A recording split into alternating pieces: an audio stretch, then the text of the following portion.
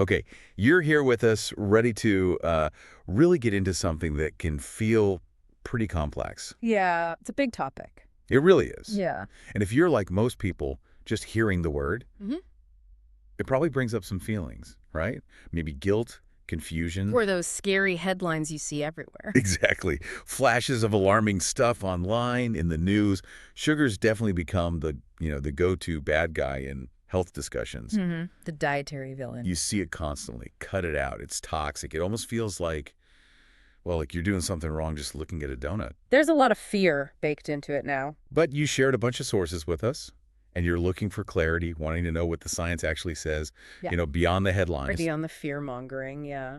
And that's really our mission for this deep dive, to use your materials, understand sugar better, how your body really handles it, and hopefully find a perspective that feels, well, less stressful, more informed. Finding that balance. Let's get to the why behind the what and see if we can together find a more balanced view. And that's exactly what your source material really encourages. It acknowledges that common perception, the fear, the guilt, and then asks, okay, but does the science actually back that up?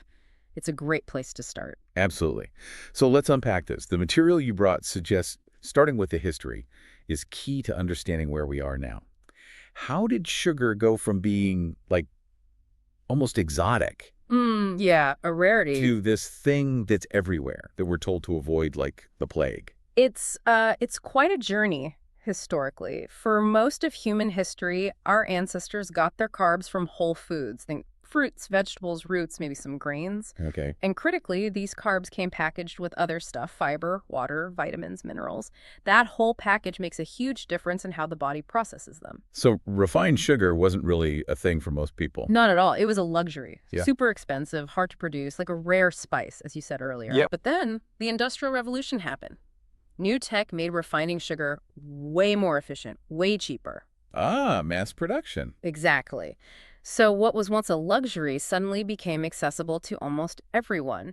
By the late 1800s, early 1900s, it wasn't just cheap. Manufacturers started adding it to everything. Processed foods took off. And I remember one of the articles you shared pointed out that this boom in sugar seemed to happen around the same time we started seeing more worrying health trends. Precisely. As cheap sugar flooded the food supply, ending up in foods you wouldn't even expect, we saw rates of chronic diseases like obesity and type 2 diabetes start to climb significantly. So people started connecting the dots. Naturally. Now, for a while, dietary fat got most of the blame. Remember the low-fat craze? Oh yeah, everything was low fat. But as research evolved and scientists really grasped the sheer amount of added sugar people were consuming, often unknowingly the focus shifted. The narrative, sugar is bad, really took hold. Okay, so the materials you sent really hammer this point. Is the villain the sugar molecule itself? Or is it the way we're consuming it now, the context? That's the crux of it, isn't it? That seems to be the central question we need to explore based on your sources. Yeah. Because the history shows us a correlation, definitely. But the science that helps us understand the actual mechanisms, what's really going on inside the body. Right. Which brings us nicely to the science part. Yeah. When nutrition folks talk about sugar, what are we actually talking about? It's more than just like table sugar, isn't it? Oh, absolutely. It's really a blanket term for simple carbohydrates. Think of them as the body's basic energy building blocks. And let's be clear, your body absolutely needs them. They're fundamental fuel. Okay. The sources list different kinds. Can you break those down for us? Sure. The big one, the absolute king, is glucose. This is the primary energy currency for, well, pretty much all your cells. Your brain especially just loves glucose. It's a real guzzler. Needs a lot of energy. It does. And what's really key here is that every digestible carbohydrate you eat, whether it's from, say, an apple, a potato, bread, candy, eventually gets broken down into glucose. Your body uses it for energy right away, or it stores it. It's the preferred super efficient fuel. Okay, so pretty much all carbs end up as glucose eventually. Yeah. What about fructose then? That's the one that gets a particularly bad rap lately, right? It does. Fructose is often called fruit sugar, naturally, in fruits, veggies, honey. Now, what makes fructose different is how your body deals with it. Unlike glucose, which most cells can grab directly from the blood, Yeah. fructose is handled mainly by the liver. Now, in the amounts you get from eating, say, a whole orange, Your liver manages that just fine, no problem. Okay. The potential issues arise, and several of your sources highlighted this, with big concentrated doses. Think high fructose corn syrup, that industrially produced sweetener in so many processed foods and drinks, or drinking large amounts of sugary sodas. Too much at once for the liver. Exactly. It can potentially overload the liver's capacity. And some people, this might contribute to things like increased triglycerides, that's a type of fat in your blood, or even non-alcoholic fatty liver disease. Ah, okay. So again, it's the source and the amount. What about sucrose? That's just regular table sugar. Yep, that's your classic white sugar. Chemically, sucrose is just one molecule of glucose bonded to one molecule of fructose. When you eat it, your digestive system quickly snips that bond, and boom, you get a roughly 50-50 mix of glucose and fructose hitting your system pretty fast. Makes sense. And the others mentioned, lactose, maltose. Right. Lactose is milk sugar, that's glucose, plus another simple sugar called galactose. And maltose, found in things like malted barley or corn syrup, is just two glucose units stuck together. So what's really jumping out from the material you shared is, okay, they all break down into simple sugars, mostly glucose. But the crucial difference is what else comes with them in the food. The package deal. Right. And how quickly they get broken down and absorbed. Exactly that. The food matrix, the fiber, the water, the fat, the protein, it changes the whole dynamic, the speed of delivery, and the overall metabolic effect. Which leads us perfectly into what actually happens after you eat sugar. Your sources called it the body's sweet symphony. This is where it gets super interesting for you, the listener, trying to understand how your own body works. It really is a beautifully coordinated process. So you eat some carbs, enzymes in your mouth start the breakdown, then more in your stomach and small intestine finish the job, turning starches and complex sugars into those simple sugars, glucose, fructose, galactose. Okay. These simple sugars then get absorbed through the wall of your small intestine into your bloodstream. Now, when glucose levels in your blood rise, say, after you've eaten, your pancreas senses this. And it jumps into action. It releases the hormone insulin. You've probably heard of insulin. Yeah, often called the key master in some of the stuff I read. That's a great analogy from your sources. Insulin acts like a key. It travels through your bloodstream and unlocks specific doors on the surface of your cells, especially muscle cells, fat cells, and liver cells. Letting the glucose in. Exactly. It allows glucose to move from the bloodstream into the cells. Once inside, the cells can use that glucose immediately for energy, powering your muscles, keeping your brain ticking. Fueling everything. But Yeah. what if you've got more glucose floating around than your cells need right that minute, like after a big meal? Good question. Your body's smart.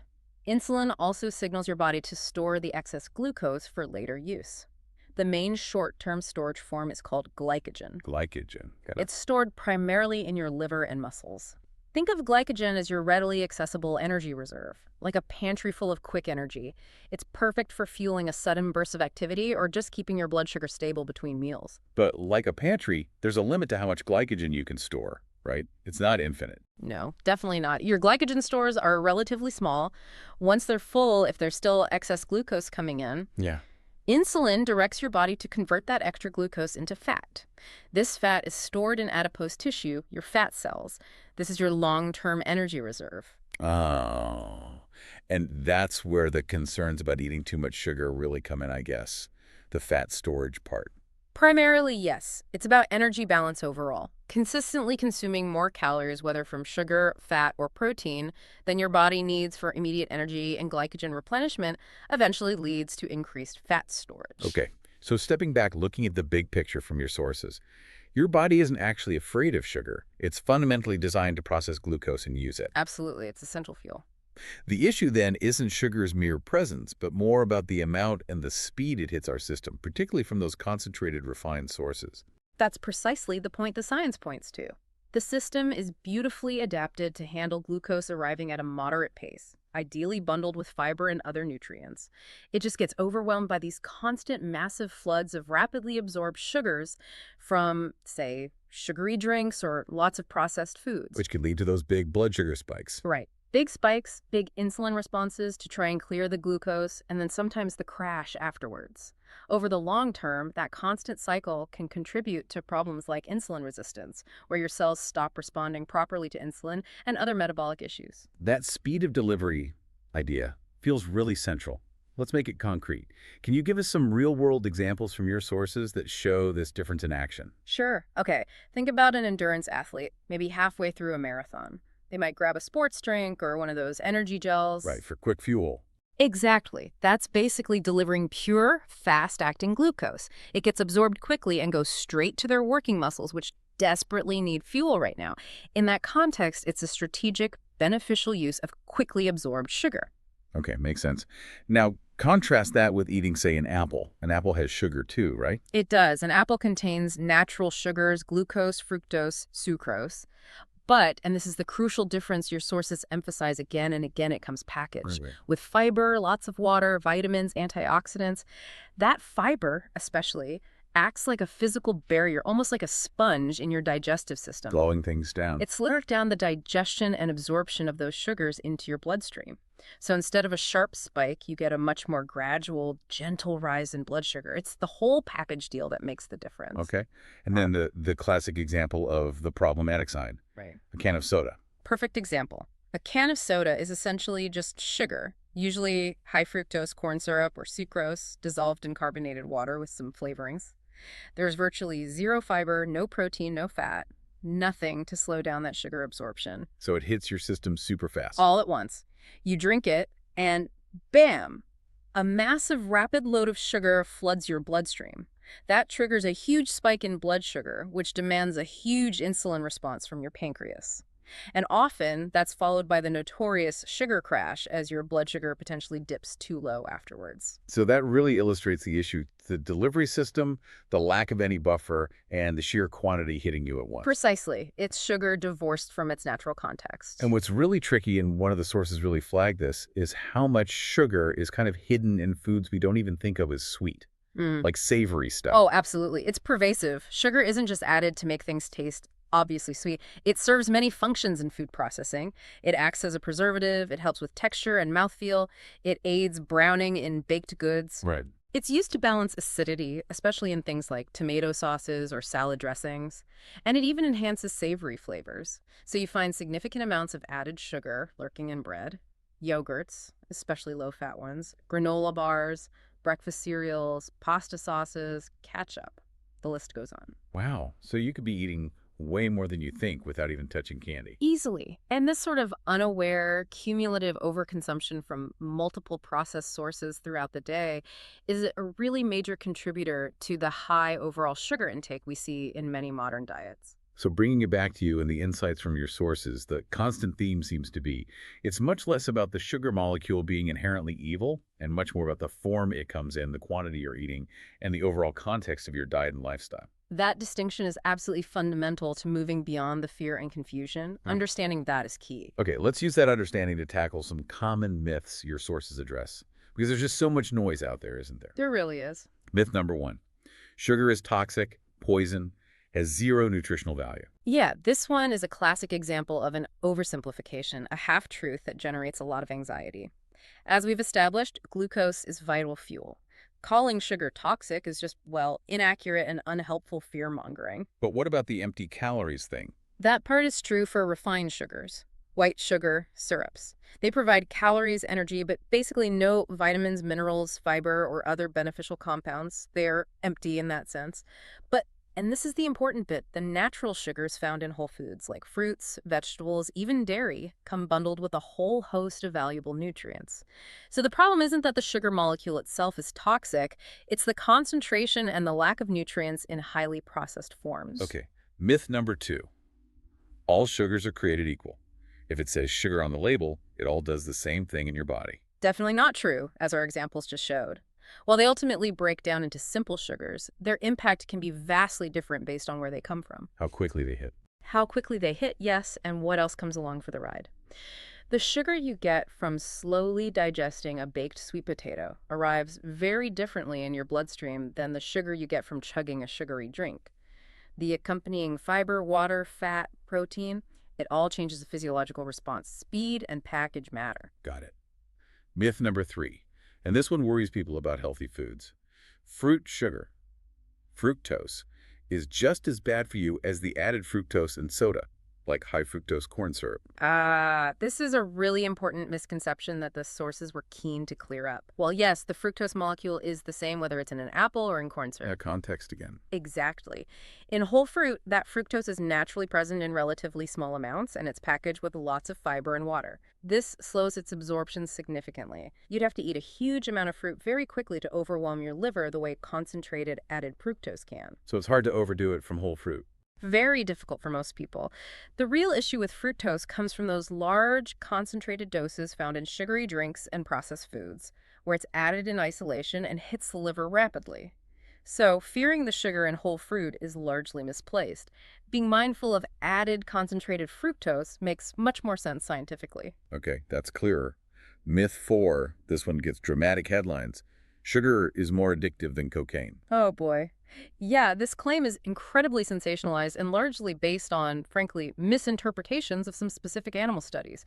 Usually studies where rats are given sugar under very unnatural, restricted conditions. So what's really happening? Look, eating palatable foods, especially sweet ones, does activate the reward pathways in our brain. Dopamine gets released, it feels good, but guess what? So does listening to music you love, or seeing a friend, or achieving a goal. It's part of normal pleasure. It's part of the normal pleasure and motivation system. This is not the same thing as the profound neurochemical hijacking and debilitating withdrawal symptoms seen with addictive drugs like cocaine in humans. Comparing the desire for palatable food to drug addiction really isn't accurate, and honestly, it trivializes the severity of actual substance addiction. So overeating sugary foods is more complex than just a chemical addiction. Much more complex. It involves taste preference, learned habits, emotional eating, psychological factors, stress, the environment, and the sheer hyperpalatability of many modern processed foods designed to make you want more. It's not just about the sugar molecule flipping an addiction switch. Right. Okay, final myth. You need to completely eliminate all sugar from your diet to be healthy. Cut it all out. This is just extreme and frankly pretty unsustainable and potentially unhealthy advice. Remember, all digestible carbs break down into glucose. Yeah. Eliminating all sugar would mean cutting out not just added sugars, but also most fruits, many vegetables, legumes, whole grains, the very foods that form the foundation of a healthy diet. So that's not the goal. No. The science, as laid out in your materials, consistently points towards moderation and mindfulness. The realistic and healthy goal isn't zero sugar. It's about significantly minimizing your intake of added sugars, the ones put into foods during processing, while embracing the natural sugars found within whole, nutrient-dense foods. Okay, so we've busted some myth. We understand the mechanisms better. If we're moving past the fear, where's our understanding of sugar headed? What does the future look like according to your sources? Well, the trend is definitely moving towards a more nuanced and personalized understanding of nutrition. We're moving away from those simple good food, bad food labels. Personalized nutrition, how does that relate specifically to sugar? Research is showing more and more that how your individual body responds to sugar isn't set in stone. It can be influenced by your unique genetics, the composition of your gut microbiome, those trillions of bacteria living in your gut, what physical activity levels, your stress levels, even how well you sleep. So the right amount or even the best type of carbohydrate source might actually differ quite a bit from person to person. So maybe less one-size-fits-all advice in the future? That's the direction things are heading. More tailored recommendations based on individual factors rather than just blanket rules for everyone. And you mentioned the gut microbiome. Its role seems increasingly important in, well, everything. How does it connect here? It's fascinating, isn't it? We're learning that our gut bacteria play a huge role in how we digest food, how nutrients are absorbed, how our blood sugar is regulated. They even seem to influence satiety signals telling us when we're full and maybe even our cravings. Well, So nurturing a diverse, healthy gut microbiome, primarily through eating a wide variety of fiber-rich plant foods, might be another key piece of the puzzle in helping our bodies manage carbohydrates, including sugars, more effectively. it also seems like the focus is shifting, maybe away from demonizing single nutrients like sugar and more towards looking at overall dietary patterns. Yes, absolutely. What's really insightful in your sources is the emphasis on broader patterns. Think about diets consistently linked to good health, like the Mediterranean diet or traditional whole food plant-based ways of eating. Okay. These diets aren't necessarily low carb or sugar-free in the strict sense, but because they're built around whole, minimally processed foods, fruits, vegetables, legumes, whole grains, nuts, seeds, They tend to be naturally high in fiber and nutrients, and consequently much lower in added sugars almost by default. So filling up on the good stuff leaves less room for the processed stuff. Exactly. It's about the synergy of the whole diet crowding out the less beneficial components, rather than obsessing over eliminating one single ingredient. What about alternative sweeteners? Are they part of the future picture? They're certainly part of the ongoing conversation, and your sources touch on this. Research is still actively exploring their long-term health effects, their impact on the gut microbiome, how they affect our metabolism, appetite, and even taste preferences. So the jury's still out on some of them. It's a complex area, and the science is definitely still evolving. It's unlikely there's going to be a single magic bullet sweetener that perfectly replaces sugar without any potential downsides. The focus often comes back to reducing overall reliance on intense sweetness and shifting towards whole foods. And public health efforts are also playing a role, aren't they? Trying to nudge things in a better direction. Yes, definitely. Things like clearer food labeling, especially calling out added sugars, specifically public awareness campaigns, educating people about hidden sugars, and even policy measures like soda taxes in some places. What's the goal there? The goal is twofold: to empower you, the consumer, with better information to make more informed choices in the supermarket, and also to encourage the food industry itself to reformulate products to gradually reduce the amount of added sugar they use. So the overall trend your sources point towards is really a shift away from simplistic fear and blame Yes. and towards education, informed decision-making, and ultimately empowerment for the individual. Exactly. Knowledge really is power here, especially when you're navigating the modern food environment with all its confusing messages. You know, we started this deep dive talking about that common feeling sugar as the villain, linked to guilt, scary headlines. And what your sources have really helped us unpack is that the true story is, well, way more nuanced. Much more nuanced. Sugar itself isn't inherently evil. Glucose, remember, is vital fuel. Our bodies are designed to use it and use it well. Yeah. The core challenge, the one really highlighted in your materials, isn't the sugar molecule itself, but the sheer amount and prevalence of added sugars in today's processed food landscape. Sugar that's been stripped away from the fiber, water, and nutrients that you find in whole foods, the stuff that naturally buffers its absorption. Your sugar delivered in a way our bodies just weren't really designed to handle in such large, frequent doses. Precisely. I like the analogy one of your sources used, kind of paraphrasing here. Think of your body like a high-performance car. It needs fuel, right? It runs beautifully on the right kind of fuel, delivered steadily like the glucose you get slowly from a whole apple or a big sweet potato. Good quality fuel. But if you constantly flood the engine with, like, cheap, low-grade gas that pours in way too fast, analogous to that hit of concentrated, rapidly absorbed sugar from a soda or a load of candy, well, over time, it can just overwhelm the system. It causes wear and tear. That's a great way to put it. So the key takeaway for you, the listener who brought these sources to us, isn't about living in constant fear or trying to achieve some impossible, unhealthy goal of total sugar elimination. No. It's about becoming an educated, discerning consumer. It's about understanding the difference between the natural sugars that come packaged with fiber and nutrients in whole foods and the often hidden, concentrated added sugars that provide calories but little else in many processed items. And that's really the whole point of doing these deep dives, isn't it? By understanding the why your body reacts differently to an orange versus orange juice, why that context matters so much. Yeah. You're empowered. You can make confident choices that actually support your health without all the unnecessary stress and guilt that comes from just following scary headlines. Absolutely.